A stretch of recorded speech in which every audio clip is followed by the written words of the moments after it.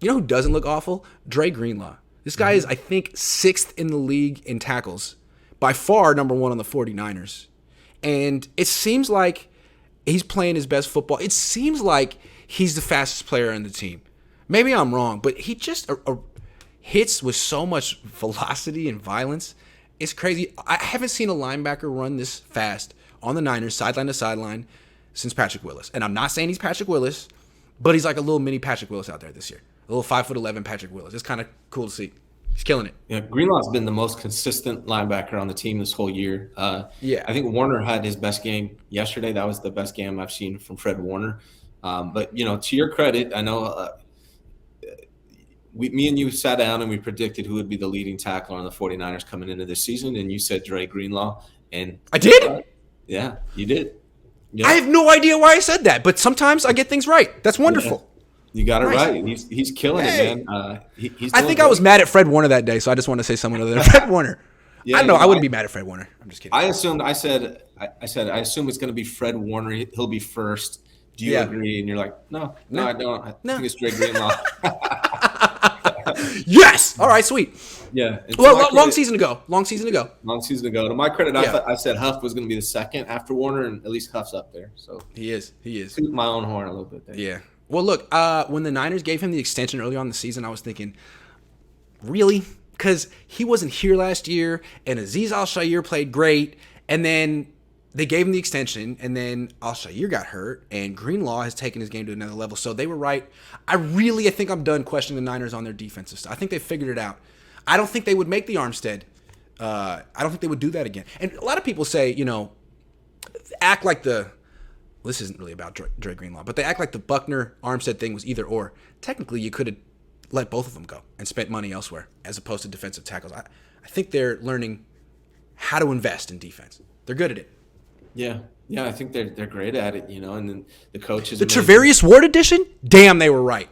Yes. They were right. Yeah, the Chiefs. He's really good. The Chiefs made a mistake letting him go. I know they probably couldn't afford him, but Travarius Ward is top notch, and that's probably the biggest signing of the offseason. I'm thinking. Yeah. And it's like he could be the best player on the defense. Greenlaw could be the best player in the defense. Warner could be the best player in the defense. Talanoa, Bosa probably would be considered the best player in the defense, but he might be injured right now. I mean, there's so many guys right now that you could say that's an all-pro right there. Yeah. Greenlaw is playing at an all-pro level. Yeah. Travarius Ward is playing at an all-pro level. What's impressive about him, real quick, tangent, he's bigger than I realized. He's big. He's not 6'3", but he's 6'1", and he moves like he's 5'11". He's exactly what you want from a man coverage corner. And what I can't stand from certain man coverage corners in the past, like Chris Culliver, is dudes who would be great, you're a great athlete and you can change directions, but when the ball's in the air, you don't even try to find it. This guy, as soon as it's up, boom. Yeah. And he doesn't always get the interception, but it's tough to get interceptions when you're trailing in man-to-man coverage. Just break up the pass, and he broke up 4 of them yesterday. I think he had 4 breakups. I think he was the number 1 DB in the NFL yesterday. First breakup. Why were they throwing at him? What were they thinking? Yeah, I don't know. And 4 times? Yeah, he's got the best sock shoe game of everyone on the 49ers defense. All red. I love it. And he has the best nickname, Mooney. I love that. Yeah. I think his mom said she doesn't want reporters calling him Mooney officially. She wants Travarius to be the official name. I don't mind. Double I don't blame Mom for that. Yeah, I named you that for a reason. Yeah. 2021 they started 3-5. I'd feel better with 4 wins. Yeah, it's kind of amazing that they're not 5-0 right now because they did beat themselves twice. It's the only reason they're not 5-0. They beat themselves twice.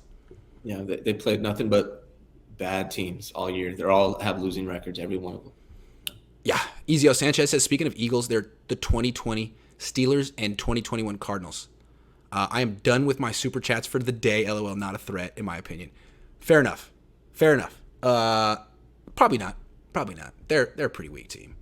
I'm just saying it. I think they might be the second best team in the NFC West. Doesn't make them a threat. Jonathan Chavez says, quality control is helping. Kyle is listening. Spread the ball, run the ball. I was shocked that Kyle improved on his plays, opening the field, but Jimmy. I mean, a good suggestion is a good suggestion. I don't always have them, but last week I feel like I was on fire. You were. Thanks, Kyle. Muweed says, would you guys agree Eagles have the easiest schedule in the NFC? I haven't looked at it.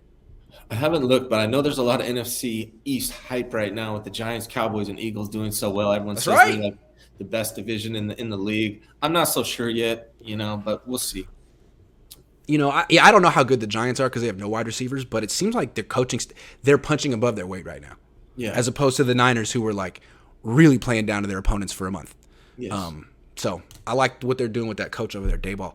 Josh Wyatt says Jimmy Garoppolo is Harry Potter. He's the chosen one only because Belichick chose him and everyone has to sacrifice themselves to protect him. Josh Wyatt is really good. That's true. When will he step up and fight Voldemort alone? Other quarterbacks carry their teams through injury. Okay, so what you're saying is Debo is like definitely Kyle's Hermione, right? How's this work? Who's the genius that does all the work for him? Who's the best friend okay, so Kittle is Ron Weasley. I got a confession. I've never watched Harry Potter or read a book. That's fair. You're 10 years older than me. Harry Potter came out when I was in 5th grade. It was, every single 5th grader read Harry Potter. Yeah. Every single one. So, fair enough. It's quite delightful. Josh Wyatt, thank you very much. That was great. Tommy Huxley says, how is the Falcons O-line? Well, the running game is actually pretty good. So I'll tell you, are we going to go over that here in a second?